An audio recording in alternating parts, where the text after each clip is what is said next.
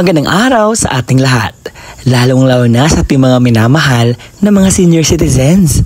Mga lolo at lola, sa araw na ito, ibabahagi ko sa inyo ang magaganap na payout. Dahil sa June 11, 2025, meron pong pension release. At ang pension release na ito ay para lamang po sa mga qualified senior citizens na pensioners sa Social Pension for Indigent Pensioners. At sa video ko na ito, ilalahad at ibabahagi ko sa inyo ang mga lugar kung saan may magaganap po na payout. Anong oras po ba magaganap at saan po ba ang payout venue? Kasali na rin ang mga requirements na dapat ninyong malaman sa payout na darating sa June 11, 2025. Kaya naman, alamin ang kumpletong detalye sa balitang ito. Attention sa lahat ng ating mga senior citizens. Social Pension June 11, 2025 payout schedule, alamin natin ang buong detalye sa balitang ito. Inaanyayahan kita na tapusin mo ang video na ito hanggang sa dulo nang sa gayon makuha mo ang punto ng video kong ito. At kung gusto mo ang ganitong content patungkol sa ating mga senior citizens na topic when it comes sa kanilang payout, sa kanilang benepisyo, or ano ba yung mga ibinibigay ng gobyerno sa kanila, i-subscribe mo na ang aking YouTube channel. At kung nais mo na maging updated ka sa mga videos na i-upload ko pa dito sa aking YouTube channel, ay nako, i-bell notification mo na para lagi kang updated kada upload ko, dahil ako po ay naka-upload ng mga content na ganito araw-araw dahil marami po akong mga balita na dapat iparinig sa ating mga senior citizens. At ngayon, hindi na natin papapatagalin na pag-uusapan ang magaganap na payout sa June 11, 2025. Let's go! Una sa ating listahan, ang City of Bislig. Sa June 11, 2025, ang payout po ay magaganap sa Bislig City Cultural and Sports Center mula alas 8 hanggang alas 12 ng tanghali at meron din sa hapon sa 1 hanggang alas 4 ng hapon. Ito po yung mga barangay na mag-payout sa morning.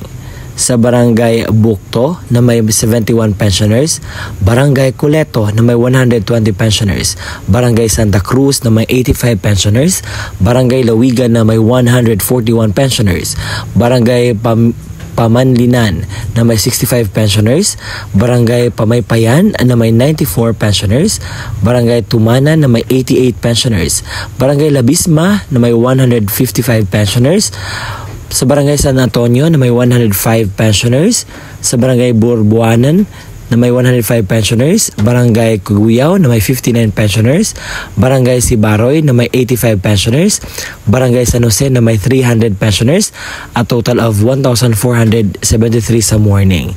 Sa hapon naman, ito yung mga barangay na magpi-payout.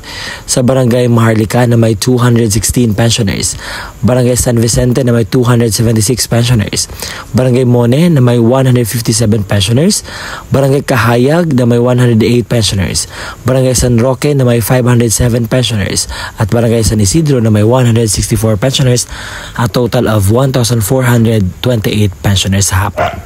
Ngayon ay pupunta tayo sa probinsya ng Iloilo sa munisipalidad ng Dumangas. Dahil sa June 11, 2025, ito po yung mga schedule ng mga barangay sa payout.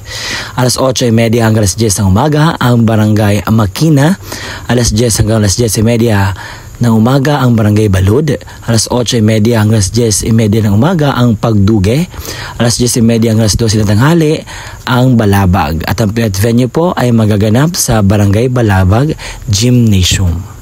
Alas 8:30 hanggang alas 10:30 ng umaga ang Barangay Kumpayan. Alas 10:30 hanggang alas 12 ng tanghali ang Bantud Fabrika. Alas 8:30 hanggang alas 10:30 ng umaga ang Barangay Kayos. Alas 10:30 hanggang alas 12 ng tanghali ang Barangay Patlad at magaganap po ang inyong payout sa Barangay Kayos Gymnasium. Alas 8:30 ng umaga hanggang alas 10 ng umaga ang Barangay Pulao.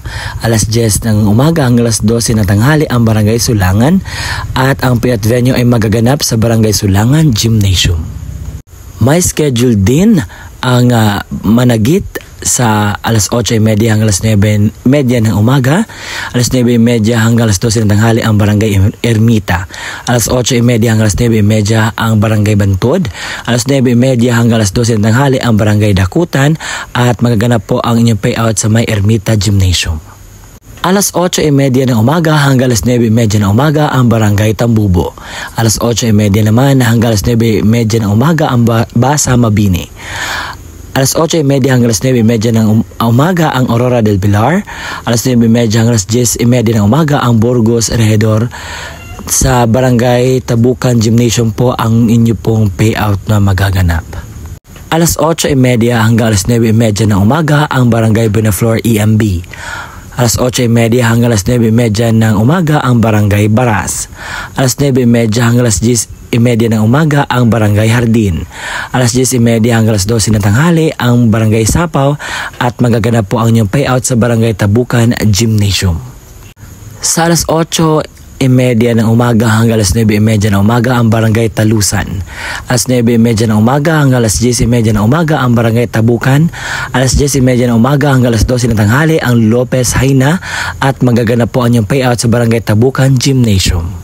Pupunta tayo sa munisipalidad ng Tagbina sa June 11, 2025. May magaganap po na payout diyan sa Doña Carmen Barangay Gym at sa Barangay Doña Carmen at saka Ugbuan na may 244 sa Doña Carmen at sa Ugbuan naman na may 92 pensioners mula alas 8 hanggang alauna ng hapon. Sa probinsya ng Bukidnon sa munisipalidad ng Baungon sa June 11, 2025, ito po yung mga barangay na magpi-payout. Sa Barangay Nikdao at Barangay Pualas, Barangay Langaon, ang payout po ay magaganap sa Nikdao Covered Court. Habang sa Mabuhay, Buenavista, Liburan at Imbatog ay magaganap po ang inyong payout sa Municipal Gymnasium. Lilipad tayo papuntang probinsya ng Davao de Oro sa munisipalidad ng Mungkayo sa June 11, 2025. Ito po yung mga barangay na magpi-payout. Alas 8 hanggang alas 12 ng tanghali ang Mount Diwata na may 193 pensioners. At ang venue po ng inyong payout ay sa Mount Diwata Gym. Alauna hanggang alas 4 ng hapon po ang Upper Ulip na may 276 pensioners at magaganap po ang inyong payout sa Upper Ulip Gymnasium. Alas 8 hanggang alas 10 ng umaga ang Barangay Macopa na may 194 pensioners at magaganap po ang inyong payout sa Macopa. Alas 10:30 hanggang alas 12 ng tanghali ang Barangay Babag na may 188 pensioners at magaganap po ang inyong payout sa Babag. Alauna hanggang alas 4 ng hapon ang Barangay Nabok na may 286 pensioners at magaganap po niyang payout sa Nabok. Alas 8 hanggang alas 12 ng tanghali ang poblasyon 1 hanggang 7 sa Evacuation Center po magaganap po ang inyong payout, habang alauna hanggang alas 4 ng hapon ang poblasyon 8 to 15 sa Evacuation Center pa rin magaganap. Sa MSWD ng Salvador, may magaganap po na payout sa MSWD Office Municipal Building sa June 11, 2025. Magsisimula po ang inyong payout sa alas 9 ng umaga. At ito po ay para lamang po sa mga unpaid or hindi mga nakuhang pensyon po. Ito na po yung pagkakataon ninyo na kunin nyo po ang inyo pong pensyon. Sa Barangay Imbatog, Baungon, Bukidnon, may magaganap po na payout sa June 11, 2025 at ito po ay sa Paglaong Village Covered Court, Purukdos, Lote, Imbagtog, Baungon, Bukidnon magaganap. Last call tomorrow, June 11, 2025, social pension payout alas 10 ng umaga sa Damilag Covered Court magaganap. Sa Tunga, Mualbual, Cebu, sa June 11, 2025, ito po yung mga barangay na magpe-payout. Sa Barangay Agbalanga na may 109 pensioners, ang inyong payout ay magaganap sa alas 9 hanggang alas 11:30 ng umaga sa Barangay Covered Court magaganap. Barangay Tumunoy sa alas 11:30 hanggang alas 2 ng hapon sa Barangay Covered Court pa rin magaganap. Barangay Lanao sa alas 9 hanggang alas 11:30 ng umaga sa Barangay Covered Court magaganap. Barangay Tunga na may sa alauna hanggang alas 3 ng hapon sa Barangay Covered Court. Poblacion East, alas 9 hanggang alas 11 ng imedya ng umaga sa Senior Citizens Building at saka Poblacion West. Alauna hanggang alas 3 ng hapon sa Senior Citizens Building magaganap po ang inyong payout. Schedule of Social Pension Payout June 11, 2025 at Helofelinia Grandstand. Sa morning, Barangay Patag, alas 8 hanggang alas 9 ng umaga. Barangay Gimbalaon, alas 8 hanggang alas 9 ng umaga. Barangay Bagtik, alas 9 hanggang alas 9:30 ng umaga. Barangay Kapitan Ramon, alas 9:30 hanggang alas 10 ng umaga. Barangay E. Lopez, alas 9 hanggang alas 10 ng umaga. Barangay Hawaiian, alas 10 hanggang alas 10:30 ng umaga. Barangay Uno, alas 10 hanggang alas 10:30 ng umaga. Barangay Balaring, alas 10:30 hanggang alas 12 ng tanghali. Barangay Ginhalaran, alas 10:30 hanggang alas 12 ng tanghali.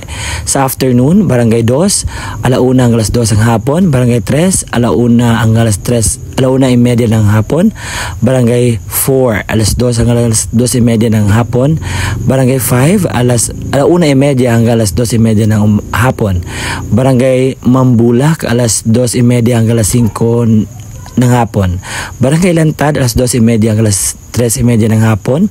Sa Barangay Rizal, alas 3:30 hanggang alas 5 ng hapon. Sa lalawigan ng Rizal, sa June 11, 2025, ito po yung mga barangay na magpipayout. Barangay San Isidro, number 1 hanggang 800 at number 801 hanggang 1,421. Magaganap po ang payout sa 1 hanggang 800 sa Sitio Tanag Covered Court at sa 801 to 1,421 sa PH1 or Phase 1 Eastwood Greenview Covered Court. Attention sa lahat ng mga senior citizens sa Barangay Siginon. Mayroon po magaganap na payout sa June 11, 2025, alas 10:30 hanggang sa alas 12 ng tanghali. At pumunta lang po kayo sa ABC Multipurpose Hall, Poblacion Albuera, Leyte. Sa lugar ng Odyongan, ito po yung mga barangay na magpipayout sa June 11, 2025. Sa Team 1, Barangay Amatong, alas 8 hanggang alas 10 ng umaga sa Barangay Covered Court magaganap. Barangay Patuo, alas 10:30 hanggang alas 12 ng tanghali sa Barangay Covered Court. Barangay Kanduyong, alauna hanggang alas 2:30 ng hapon sa Barangay Covered Court. Sa Barangay Budiong, alas 2:30 hanggang alas 5 ng hapon sa Barangay Covered Court. Sa Team 2 naman, sa Progreso Weste, alas 8 hanggang alas 10 ng umaga sa Barangay Covered Court. Sa Progreso Este, alas 10 hanggang alas 12 ng tanghali sa Barangay Covered Court. Sa Rizal, alauna hanggang alas 3 ng hapon sa Barangay Covered Court. Barangay Liwanag, alas 3 hanggang alas 4 ng hapon sa OSCA Office. Sa Barangay Tabindagat, alas 4 hanggang alas 5 ng hapon sa OSCA Office. Sa probinsya ng Cebu, sa munisipalidad ng San Fernando, sa June 11, 2025, may magaganap po na payout alas 8 ng umaga sa Magsiko Gymnasium magaganap. At yun po ang kumpletong detalye sa magaganap na payout bukas. Nalaman ninyo ang mga lugar, ang oras ng inyong payout at mga payout venue kung saan kayo pupunta. Na sana'y naging gabay po ang mga sinasabi kong mga lugar or sinasabi ko sa aking vlog na nakatulong sa inyo. At sa mga nagtatanong, sir, bakit wala po ang aming barangay sa inyong vlog? Ano po yung pwede namin gawin para po ma-enlighten kami or ano yung mag-give mo an advice para mayroon kaming idea kung ano yung gagawin namin. Ganito po yun.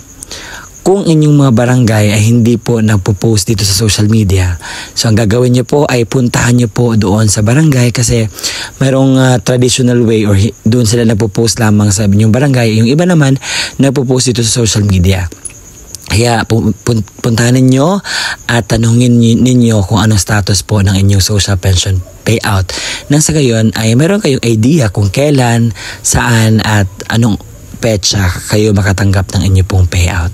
At ngayon, sa mga nagtatanong, sir, ano po ang kumpletong kumpletong requirements po nito sa dapat naming i-ready para po sa pag-payout ay kumpleto po yung madadala namin. O ito yung kumpletong requirements, pakinggan. Mga dokumento na gagamitin sa pagkuha ng pensyon. Kung senior citizens o benepisyaryo, Isang malinaw na Xerox ID ng senior citizens na mayroong 3 orihinal na pirma o thumb mark sa katulad ng ID ng senior citizens. Paalala, pananatihing presentable ang mga dokumento. Ilagay sa plastic envelope nang iwasang magusot.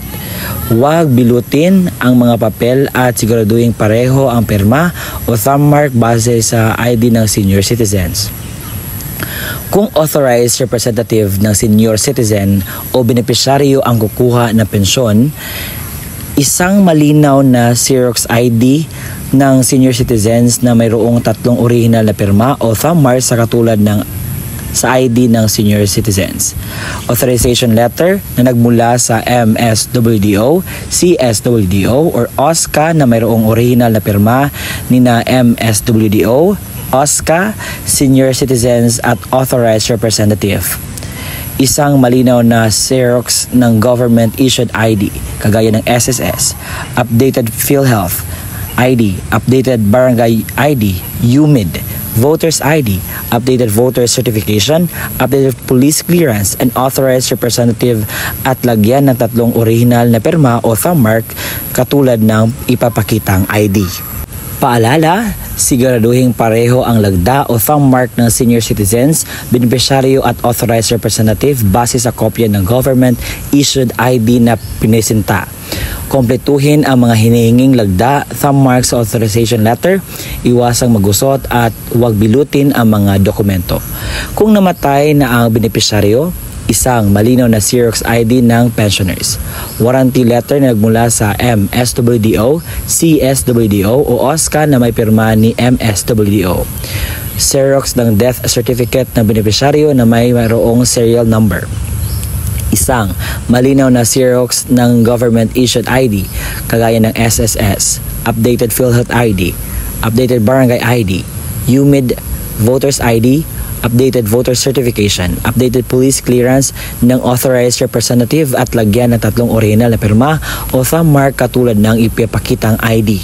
Paalala, kompletuhin ang mga hinihinging lagda o thumb mark sa warranty letter, iwasang magusot at huwag bilutin ang mga dokumento. Kung wala ang death certificate, kailangan na certification mula sa MSWDO, CSWDO na nakasaad ng pagpapatunay na ang benepisyaryo ay patay na at kasalukuyang inasikaso ang death certificate. Ito yung mga pwedeng sundin na estratehiya. Ang pagbibigay ng pensyon sa mga benepisyaryo ay per barangay o clustering per barangay upang maiwasan ang pagkakaroon ng maraming pagsasama-samang mga tao. Gawing sunod-sunod ang pila hanay ng mga benepisyaryo base sa numero or payroll number na ibinigay upang maiwasan ang pagkakaroon ng pakiusapan, sangat at lalo higit ay mas mapadali ang daloy ng pagbibigay ng pensyon sa mga benepisyaryo. Pagdalahin ang mga benepisyaryo ng kanyang itim ballpen upang maiwasan ang paghihiram. Magtalaga ng isang staff na maaring tumulong sa paymaster upang mapadali ang pagbibigay ng pensyon sa mga benepisyaryo. Lagyan ng numero ang Xerox copy ng ID upang mas mapadali ang paghahanap sa payroll. Mga paalala, maglaan ng malawak na space para sa pagdadausan ng payout at ng upuan para sa mga benepisyaryo ng programa. Maglagay ng madaming kopya ng certification of same person sa bawat lamesa na upuan ng mga paymaster at siguraduhin may lagda ito ng MSWDO at CSWDO. I-check ang mga lagda o perma sa mga dokumento kung orihinal o kumpleto. Dagdag paalala po, dahil po laganap ngayon ng Mpox or Monkeypox, ito po yung dapat natin gawin para makaiwas po sa ganyang sakit. Una, magsuot po tayo ng face mask, magdala po tayo ng alcohol at hindi po dapat masyadong dikit. Kinakailangan mag-social distancing. At dagdag naman, magdala kayo ng gamot kung kinakailangan. Kumain kayo before kayo pupunta po sa payout venue. Kinakailangan din na pupunta kayo sa araw lang mismo ng inyong payout. Huwag po kayo mag-advance dahil hindi po kayo makater po. Kinakailangan sumunod po kayo sa mga alintuntunin sa payout nang sa gayon ay mas smooth at mas madali po ang inyo pong magaganap na payout. At nasanay, marami kayong natutunan sa content natin ngayon, and congratulations po sa mga senior citizens na makakatanggap na kanilang payout bukas. At mayroon na kayong pambili ng yung gusto nyong bilhin. At ako po ay gusto lang ihatid ang mga balita na dapat ninyo papakinggan dahil sa inyo po ang benepisyo para dito. And I hope na klaro po ang aking boses na naipaliwanag po ng tama ang mga bagay-bagay na mangyayari po sa inyong payout. So this is me, Ruel Mendoza Tanyo. Maraming salamat po sa walang sawang pagsusuporta. Ako po ay in-encourage kayo na isubscribe ang aking YouTube channel at i-bell notification mo na para maging updated ka sa mga videos na i-upload ko pa dito sa aking YouTube channel. Hanggang sa muli nating pagkikita. Bye-bye!